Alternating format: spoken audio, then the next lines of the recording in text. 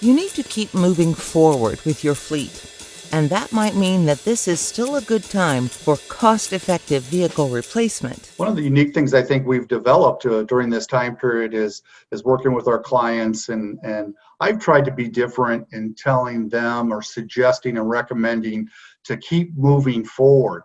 A lot of management at companies probably will tell the fleet managers or the people responsible for the fleet just to carry the vehicles out for another year and don't do any current replacements. We all know in our industry that that's not the right solution, that will create more cost than reduce cost.